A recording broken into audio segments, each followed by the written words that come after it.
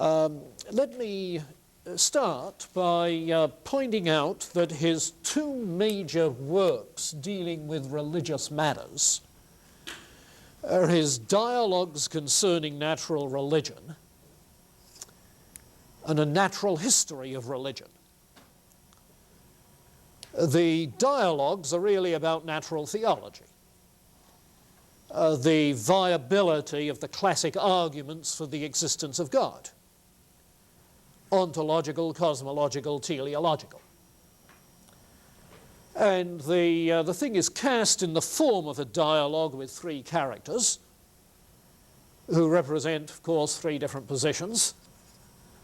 One of them somewhat skeptical, one of them sort of Lockean, and one of them something of a Platonic mystic. And therefore you get a very vigorous kind of debate. I don't want to go into the details of the argument. There's some comment on it in Stumpf, and you can explore it more fully if you want to in Copleston. I think it needs to be said that this is a full-scale critique of the claims of natural theology, a critique of the arguments as such. There's no theological objections to to doing it that way. The objections is that the arguments don't work. The premises don't logically produce the conclusions. And from Hume's day until this, I think it's fair to say that there has been a mainstream in philosophy of religion which is agreed with that assertion, that the arguments are not sufficiently complete, conclusive, clear enough to prove the existence of a first cause, a rational designer, supremely good, and so forth. Now, that's not to say that the arguments don't have any weight at all. In fact, Hume himself, in the last section of the dialogues, admits that, yes, they do have considerable weight, and he seems to think that Cleanthes's position is the one he's most inclined to agree with, because of the kind of impression, and impression is the word in Hume's technical sense of it, because of the impression that the orderedness of nature, predictability and so forth has on us. So that from a rational, logical point of view, while the case is by no means clear, logically complete, it's not demonstrated, we don't have demonstrative knowledge of God, as Locke said, yet there seems to be something there which might evoke belief. Now, the dialogues are concerned then with the logic of belief. But the natural history of religion is concerned with the psychology of belief. And if you like, you can see the relationship between those two as established in the first section of the inquiry concerning human understanding, where he distinguishes between abstruse philosophy, with its attempt at logical proofs, and practical philosophy, the sort of things people live by, you see. And he intends this to be represented by the distinction between the logical arguments of natural theology and the psychological basis for belief, which he develops in the natural history affair. And just as in the first section of the inquiry, he says that what we need really is some combination of the two. So he seems to be saying with regards to matters religious. Notice what I said about the conclusion of the dialogues. They're dealing with the logic of the argument, but at the end he seems to appeal to the psychology of belief. You see. The logic sort of helps you to get clear about where you stand, although the psychological coercion that's involved in belief doesn't come from the logic. It comes from elsewhere. So the natural history of religion then is dealing with psychological factors that contribute to belief. He has the view that monotheism developed historically out of an earlier polytheism. Belief in one God developed out of a prior belief in many gods. And that, I think, because he finds polytheism easier to explain in terms of some natural psychological development. Because after all, as human beings, we have many different concerns common to all of our lives. We need to eat, we need food, we need some sort of security, peace, and so forth. So that we have a variety of emotions, dimensions, areas of emotional life. And there are aspects of our experience within the world of nature which are likely, therefore, to leave impressions, emotional impressions. Impressions that give rise to the notion of a cause, a being, who is doing this.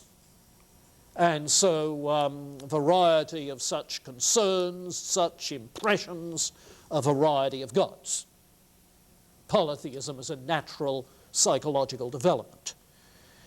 Monotheism only develops, however, when the rational, the contemplative, comes into play. And reflecting on many gods and so forth seems to give rise to some unanswered questions, possible problems. Because contemplatively we recognize that nature has something of an ordered unity about it. Contemplatively, we recognize this. And so we come to think of one being behind the ordered unity. You know, that's the sort of line of thought that the pre-Socratics went through in metaphysics. Why is the one ultimate rather than many? You see. So he sees that. In the dialogues, on the other hand, when the teleological argument gets to talking about the ordered unity of things, the response that Hume introduces through one of the other characters is, but it's our idea of a unity that's involved. How do we know there is that actual unity? It's we who combine the various simple ideas into the complex idea and get a unified world, you see.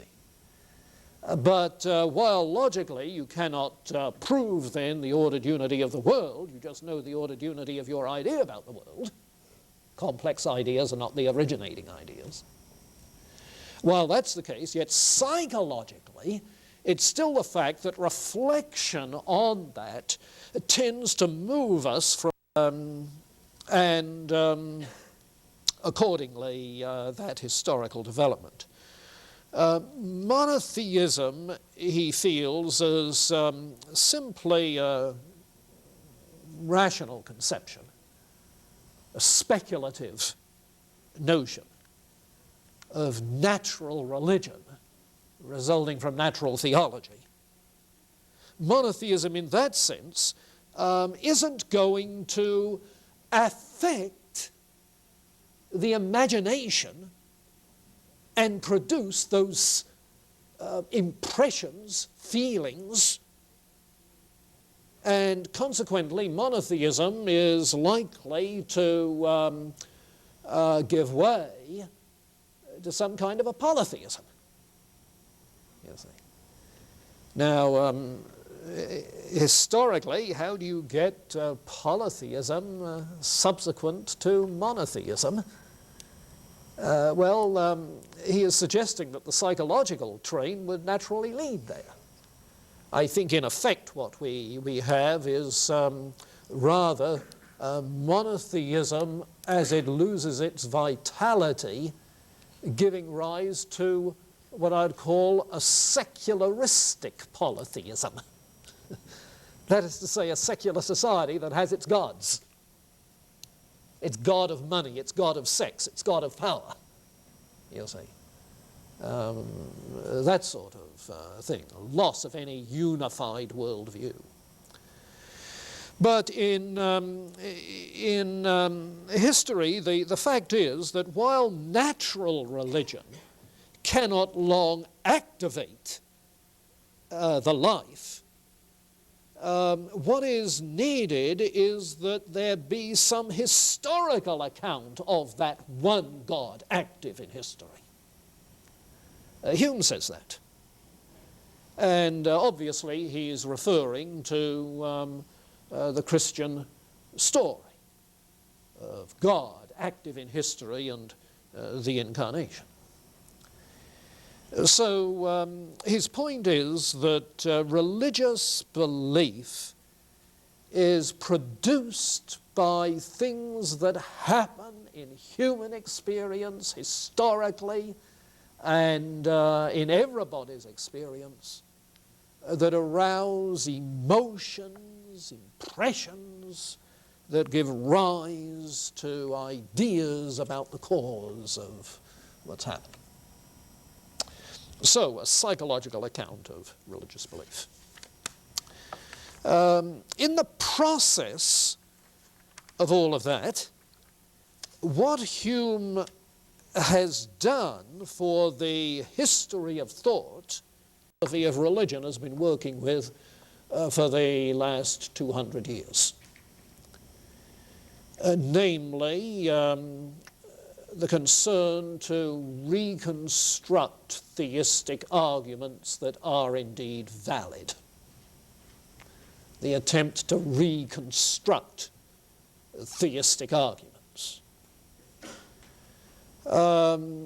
Discussion as to what sort of a God does natural theology point towards. The problem of evil, much more than previously. Because one of Hume's objections to the teleological argument, arguing from the ordered purposefulness of nature, is that evil represents dysteleology, lack of order, or at least lack of purpose, discernible purpose. And so the problem of evil came increasingly into focus. The relationship between reason and emotion in religion, obviously a crucial question. And that includes the question of the evidential value of religious experience, arguing from religious experience. And then finally, the question of the relationship between religion and morality. Because he argues that religion tends to divert people's attention from moral and social issues, that the moral outcomes of religious belief aren't at all uniform. He's not saying there are none, but they're not uniform enough.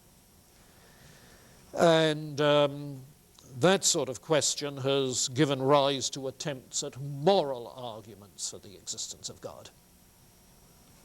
Arguments for morality towards the existence of God. So the whole agenda, really, that you get into in the philosophy of religion course really is an agenda that comes out of Hume's dialogues.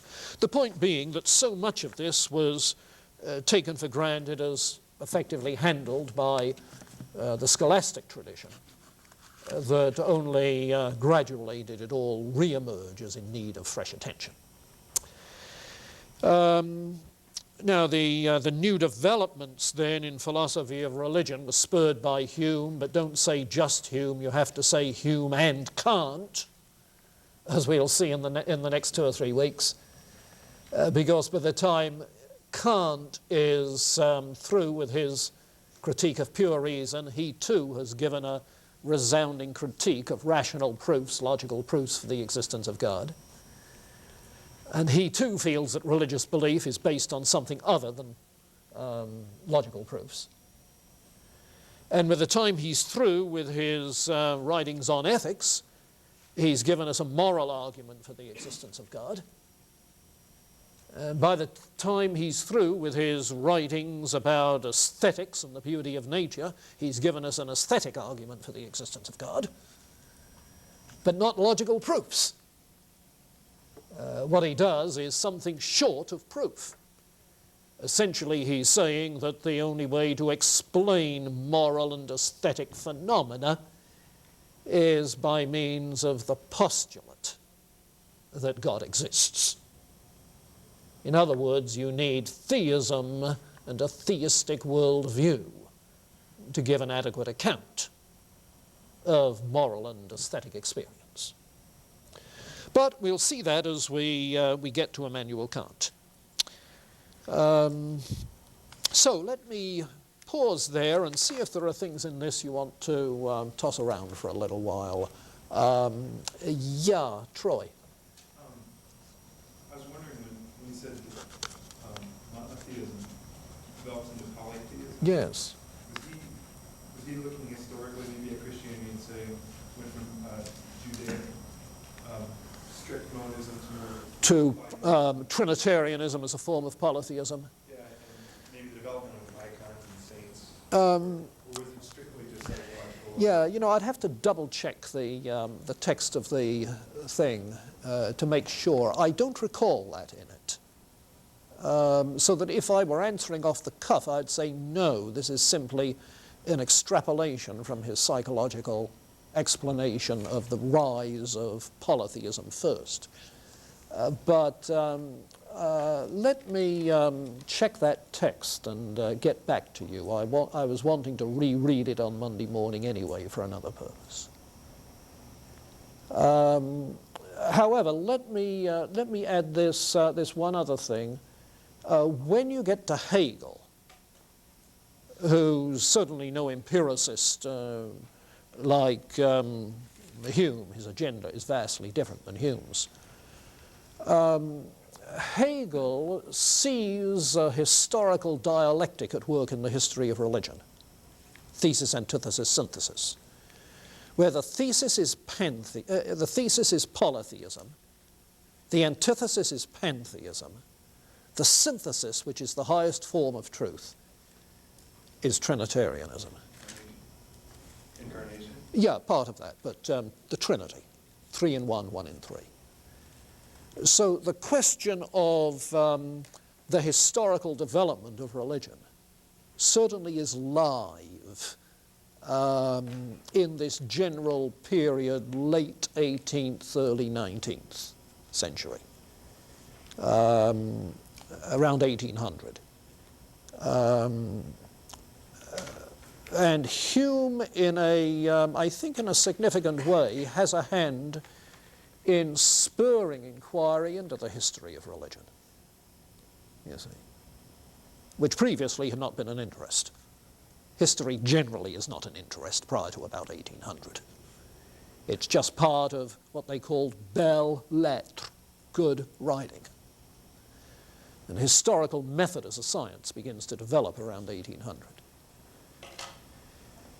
In fact, Hume himself wrote a history of England which is said to involve historical methods by virtue of which Hume might be called one of the first great historical thinkers, the beginnings of history as a science.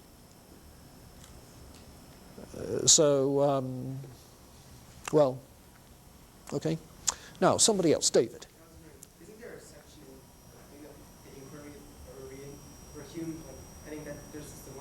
sort of like a dialogue almost with two people, like one person talks, one person responds, and doesn't he say something like, even though we can't know causal connections for sure, we can still infer things about the nature of God, because as we look at other things in our experience, we see that by analogy.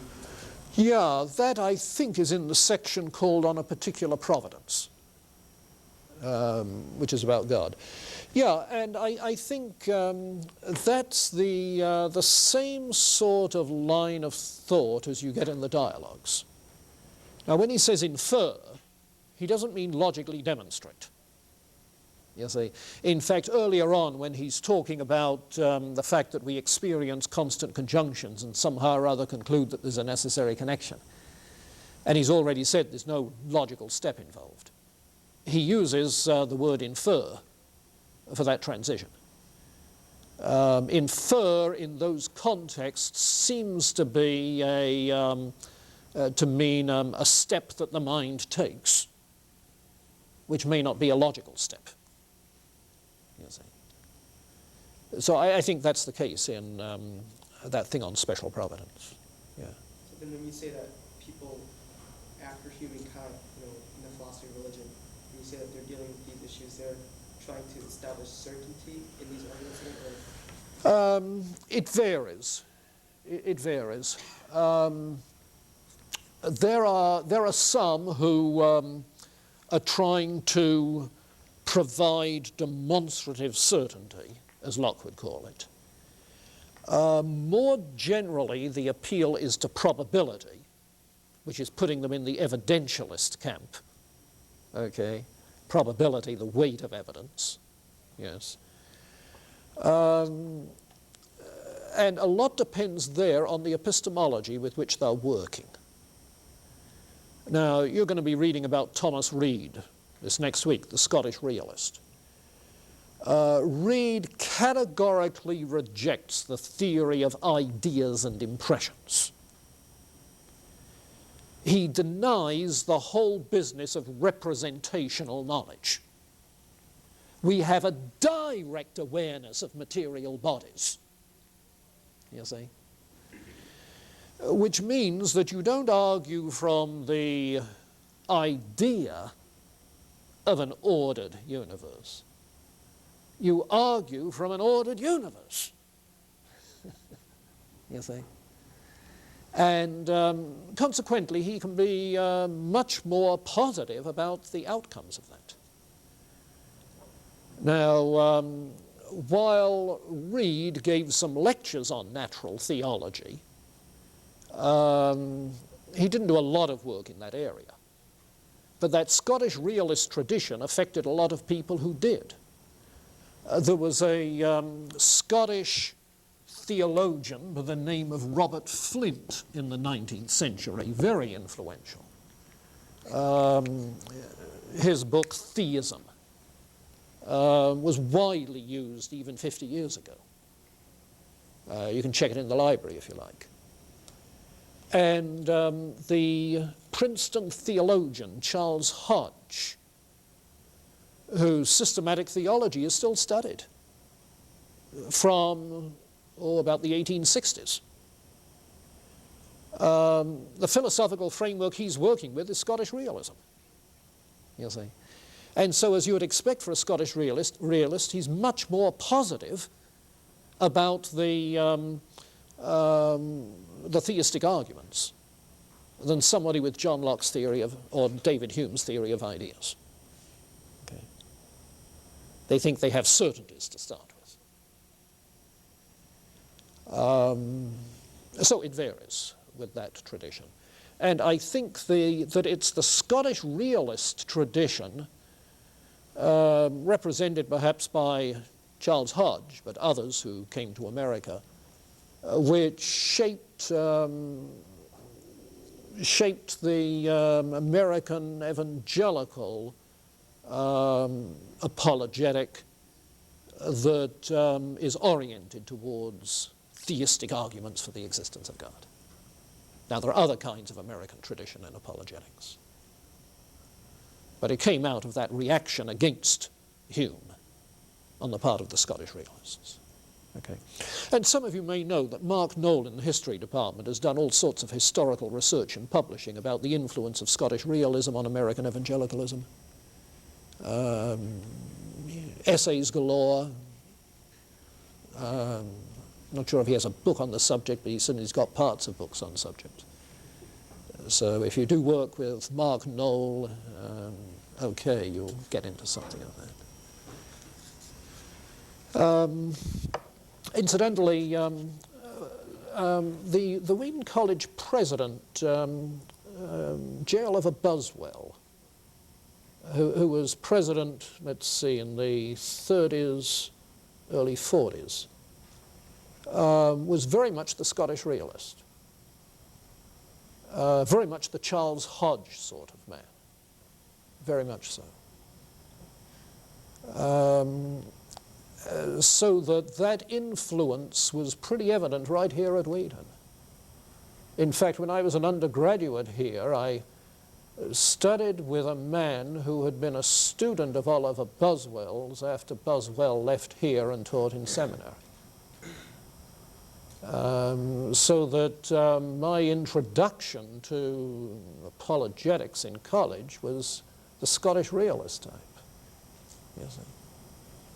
Yeah. From which I have considerably strayed. Yes. This is just something that, with what he was asking about what Hume said with the, I guess it would be more of the cosmological argument for the existence of God. It seemed to me, well, in this little dialogue he was having with his friend, or Hume said, well, his friend went through the speech and explained how we really couldn't infer God's existence or anything of the sort from our world. And Hume said, but why not? Because we could, you see a half-built house, you can assume that there's an intelligent builder and that he's going to bring it to completion and this sort of thing. And his friend answered, yeah, but the reason you can't do that with God is because we're dealing with two different mediums here, and we're transferring our earthly knowledge with something we have no idea about. We don't have any impressions to relate to God. And so, in that sense, by Hume giving that friend's answer, whether it's his or not, I don't know, it seems that he said that you couldn't infer any particulars about God, but Hume's answer to that friend's latest reply was, though you may not be, I'll grant you can't infer the particulars that way, but because this is a unique creation or a unique building or whatever, this is something that we've never seen before and have no explanation for, we can infer at least a unique and special creator. Yeah, now you see, that would be the kind of rational speculation which makes belief plausible. But it wouldn't be have the psychological impact which would naturally elicit belief, you see. So that you find that in combining the two, he moves from the rational to the psychological. And when everything's on the table, he always seems to come back to the psychological basis. Yeah. Okay, let's turn to his ethics, shall we? And here the two main works to keep in mind are, of course, the treatise on human nature, which is his early work when he was in his 20s. Book 3, I think I said here part 3, I think he calls it book 3. Book 3 of that is about morality. And then later in life, he came up with a shorter work, more on the style of the Inquiry Concerning Human Understanding. A shorter work, and an easier one that he thought was required because all of the misunderstandings that had arisen about the previous work. An inquiry concerning the principles of morals. An inquiry concerning the principles of morals.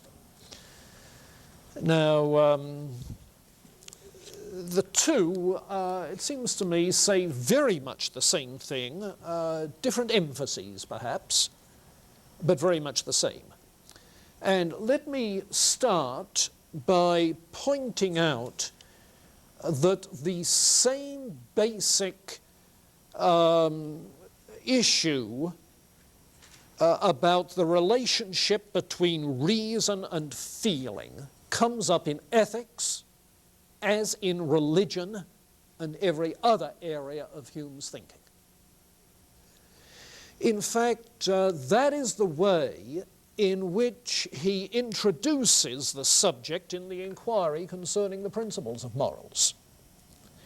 Is morality founded on reason or on feeling?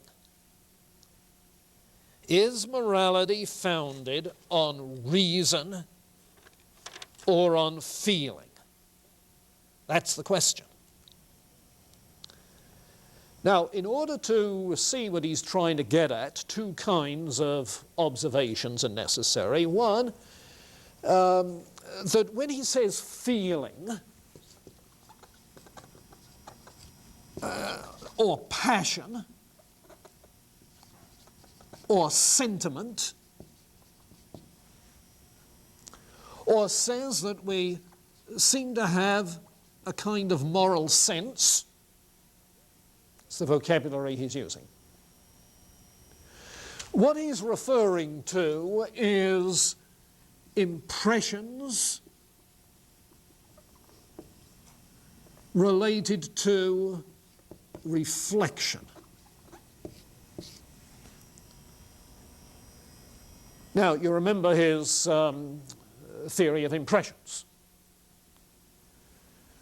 that all ideas are really arising as copies or imaginative productions suggested by original impressions, sense impressions.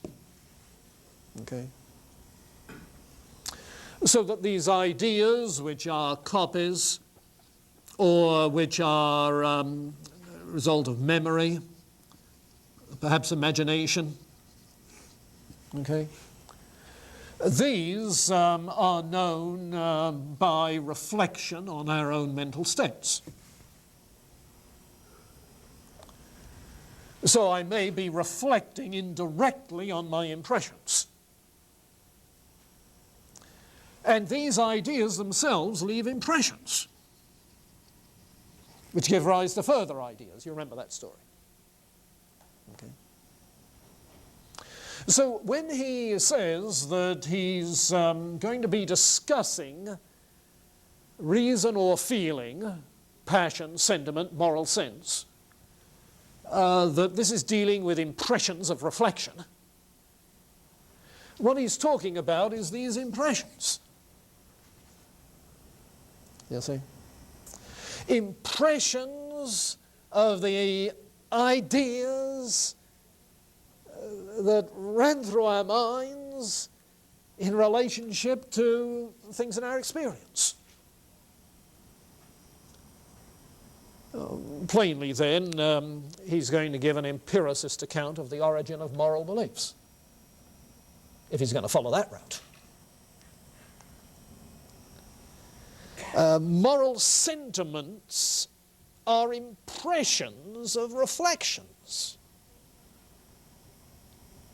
resulting from earlier sense impressions and ideas of what is happening or might happen.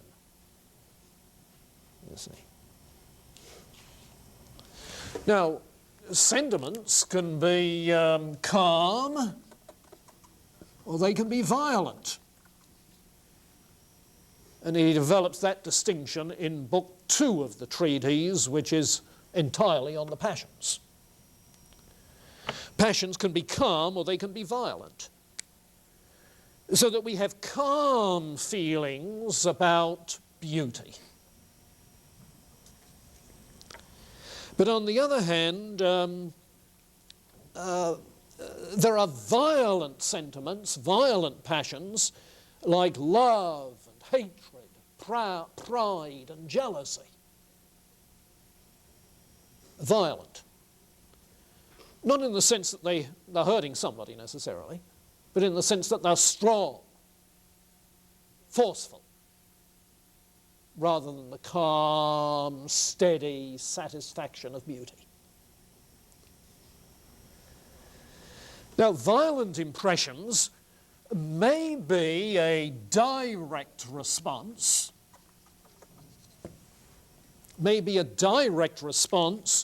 to ideas and impressions which are occurring.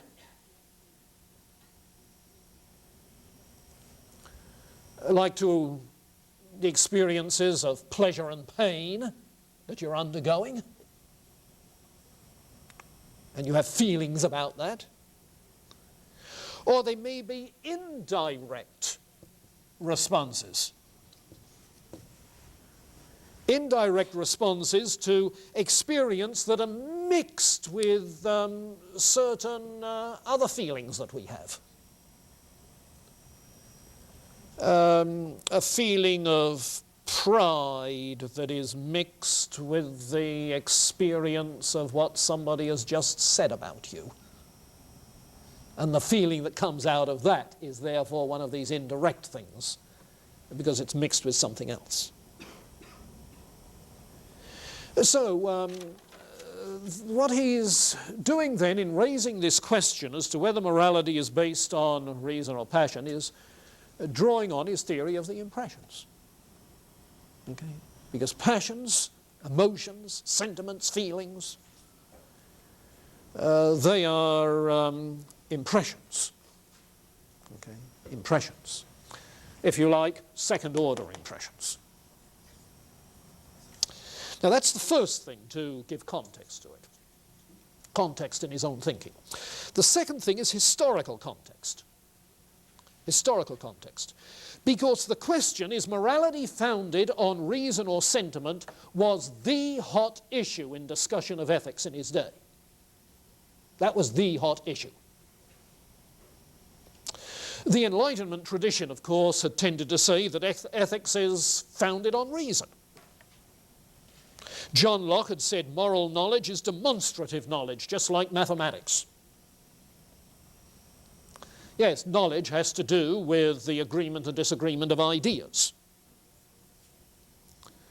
So, if you have the idea of the right to property, which according to Locke is a natural right, it's not an artificial construct, it's a natural right. And if you have the idea of theft, then simply by comparing those two ideas, you find that there is disagreement between them, and you know that theft is therefore in violation of the right to property. And so moral knowledge is simply relations of ideas knowledge, demonstrative knowledge, according to John Locke.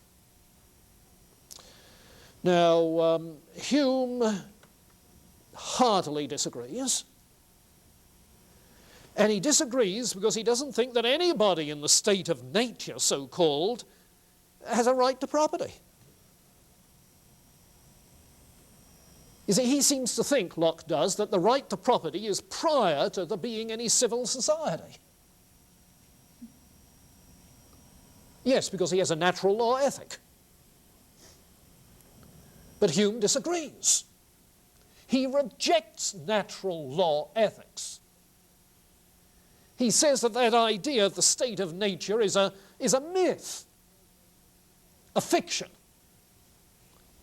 Not only does it historically not exist, but you can't even imagine it the way Locke talks about it. It's so involved with logical inconsistency, like on the notion of a right to property, when property is a product of organized society, rather than anything else. So on the one hand, then, there are those who say that morality is based on reason, like John Locke. Now, there are also some of the moral sense philosophers of the day that we'll be looking at next week, like Joseph Butler. who argued that our moral judgments, when in conscience we say that would be wrong,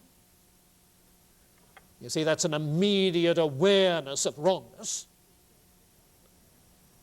But Butler and others in that tradition would say that that is a rational judgment. Thomas Reid, I mentioned, Scottish realist.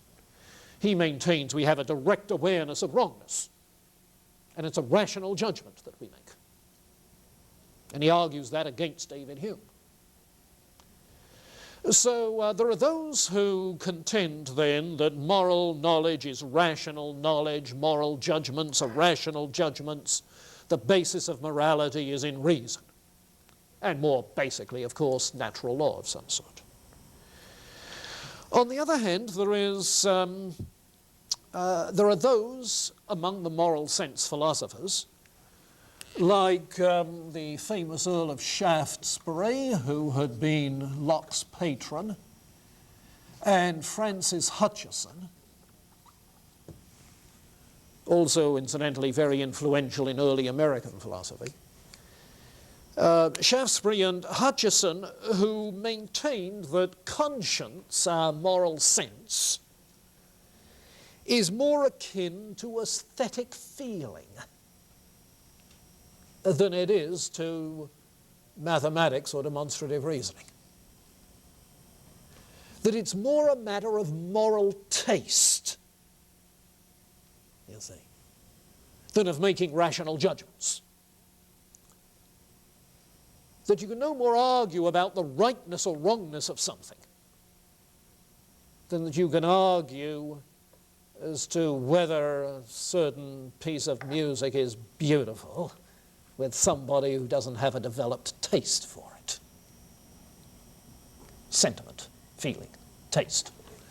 And there are places where Hume uses the word taste also. And it's not surprising, therefore, that people who respond to this emphasis on feeling try to argue that aesthetic judgment is also rational judgment, not only moral judgment, but aesthetic judgment. So that there is some objective truth about aesthetic values, something objective about moral values. Now, as far as Hume is concerned, these are all subjective. And as critics of Hume, like Thomas Reid, point out, what has happened historically is something like this. Once the theory of ideas was introduced, primary qualities became subjective. No, take it back, secondary qualities became subjective. Okay.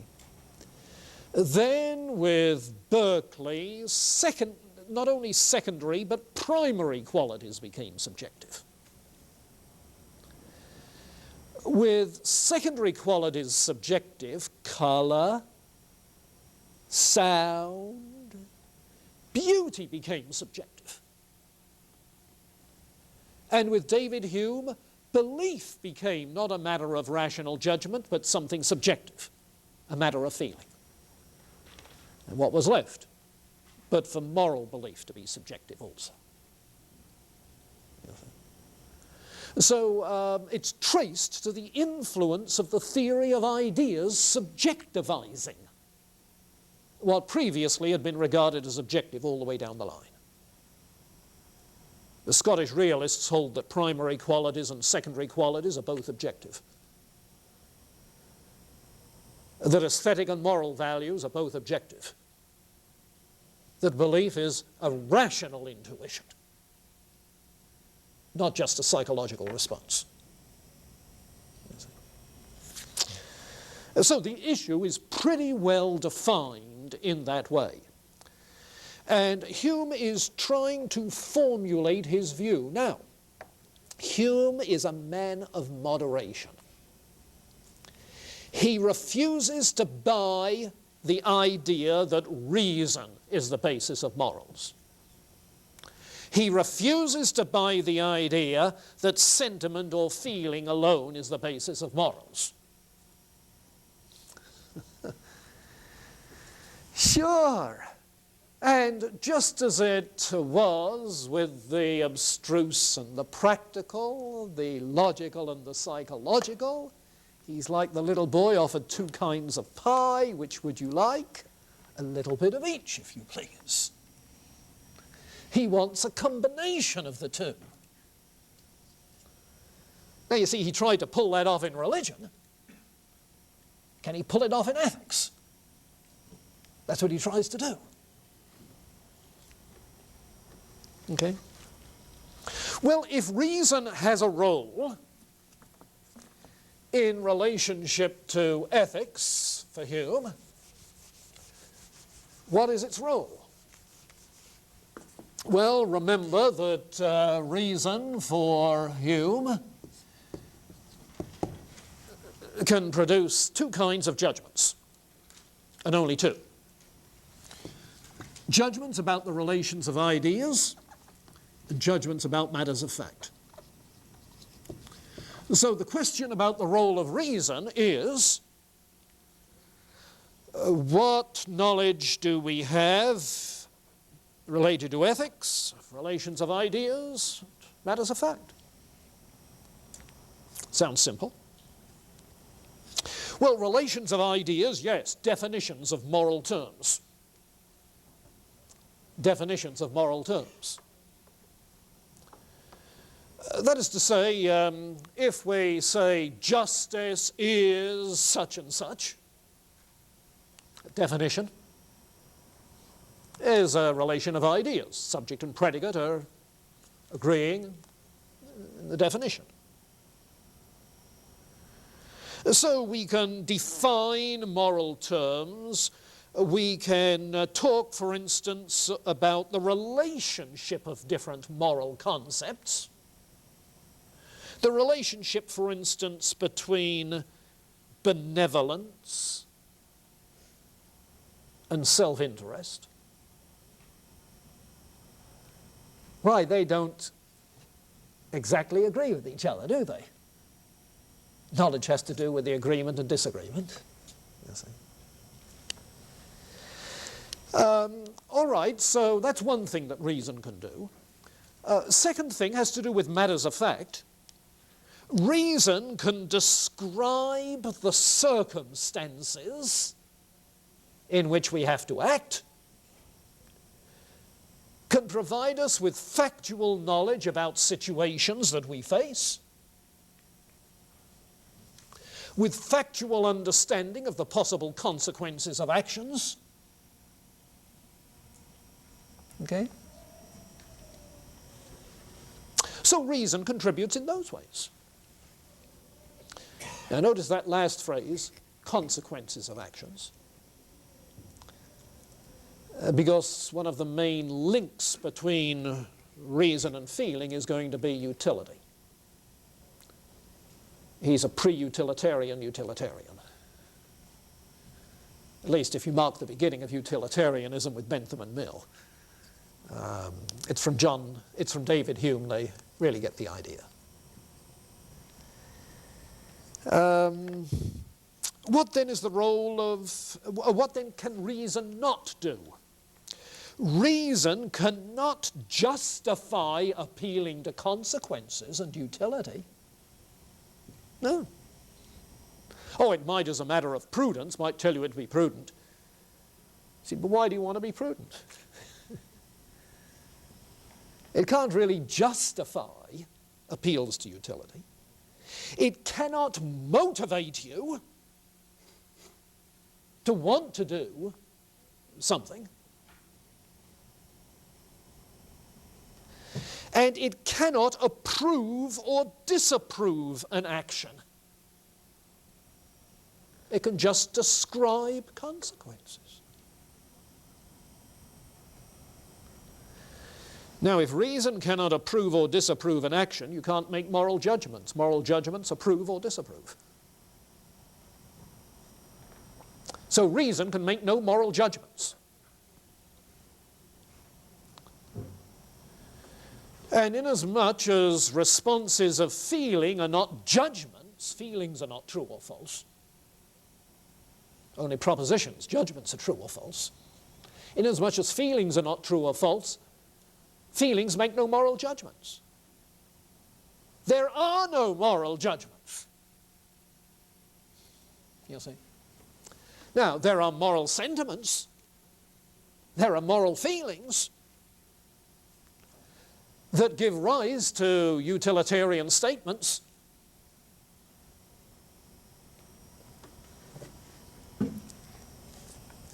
All right, what about sentiment? What's the role of sentiment? Well, I said that the common ground is utility. And you can see how reason hitches onto utility. How does sentiment hitch a ride on utility? Well, you see, utility, the consequences that are for the common good of everybody. Utility is based on the feeling of benevolence. Benevolence is wishing, wanting, willing what is good for others. A sentiment of benevolence. Beneficence is doing what's good, benevolence is wanting what's good. But why are we that way inclined in our feelings towards others? Hobbes had said, we're not. We're all like ravenous beasts. And Hume argues against egoism. Hobbes had been accused of a radical egoism, and in Hume's day, the term Hobbism was an epithet of disdain for a view that really I don't think Hobbes held, that there is not a shred of friendliness or anything else in a human being, naturally, you see. Well, Hume argues against that. He's arguing that there is a natural benevolence in all human beings, a natural altruism in all human beings. Oh, in varying degrees. He's not saying how much. It varies in degree greatly. But there is some natural benevolence. Now, there, sort of by nature, how does it develop? And he's dealing with sort of a developmental moral psychology, you see. Well, it develops out of a feeling of sympathy. Develops out of feeling of sympathy. Sympathy which involves, as I feel sympathy, either pleasure for you or pain with you. Oh, I feel for you, we say. I feel for you, you see. So that there is, self-interest involved there in the pain or pleasure that I feel. But why would I feel sympathy? I feel sympathy because reason tells me of factual similarities between you and me, your experience and mine.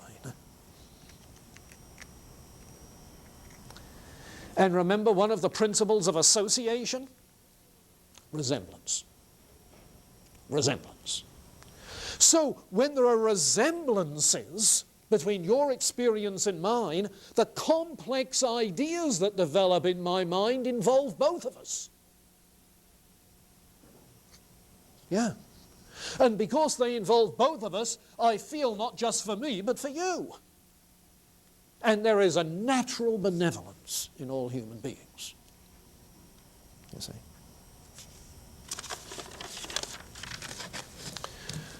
Well, this then is the essence of his position. His is two ways in which this theory is labeled. This is an ethical subjectivism, and it's an ethical naturalism. Now, let me explain those terms. They're current to this day in ethical theory. Ethical subjectivism is the view that there is there are no objective moral qualities. There are no objective truths of an ethical sort about objective states of affairs. But rather, when I say something is wrong, or something's good, I'm talking about my own feelings, my own sentiments. So that in this case, you see, where out of benevolence I feel with you, and I say, that's too bad what you had to go through. What I'm really doing is saying, I'm suffering when I think of what you're going through. I'm not saying that it's wrong that you have to go through it. I'm saying it's painful to you and it's painful to me. So wrongness and rightness just have to do with the subjective feelings of those who experience it, talk about it. Now, ethical naturalism is, this is as well, though don't equate the two. Subjectivism is only one kind of naturalism, a subjectivist kind. There are objectivist kinds of naturalism. Ethical naturalism is the view that morality is grounded in nature. Morality is grounded in nature. And because it's grounded in the nature of our emotional psychology, you see, it's grounded in our emotional psychology. Hume is an ethical naturalist.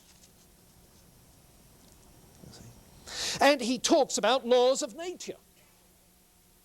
Now, they're not laws of nature in some metaphysical sense, like Aristotle, or innate, as in the Platonists. They're not laws of nature in the sense of being there already when we come into the world. He's very plain that these laws of nature are artifacts. But they are laws of nature in the sense that they arise naturally in the course of nature, because of the nature of our psychological development in relationship to other people. So he has an ethic based on a natural developmental psychology. The nature of psychological development, the nature of emotional development is what gives rise to ethics. And he's very quick to say that this is universally the same for all human beings, this process of development, because of the way in which God made us to function. Now, whether he says God with tongue in cheek, or because he really believes it, of course, is another question. But at least he's saying if there's a theistic basis in your thinking, then all right. But the immediate basis is the universality of the psychological process. So he's not an ethical relativist. The laws of nature he sees as three, one having to do with property, the stability of possession, one having to do with transferring it by consent, another having to do with keeping promises. You see? And so he says this is the way the laws about justice develop. And he even talks about the laws of the nations, which is the phrase used in natural law theory from the Romans and Aquinas onwards. Laws of nations are laws pertaining in all nations. Well, so do these three that he spells out. Because without the security of possession, there would be constant war of all against all. Without transferring by consent, there would be no commerce. And without keeping of promises, there would be no alliances or treaties. So these are laws that apply for utility's sake between the nations, as well as between individuals. But these laws of nature are but just utilitarian things. Justice is a utilitarian notion. Justice is simply the utility of giving to each what's his due. You see. Well, there's Hume's ethic.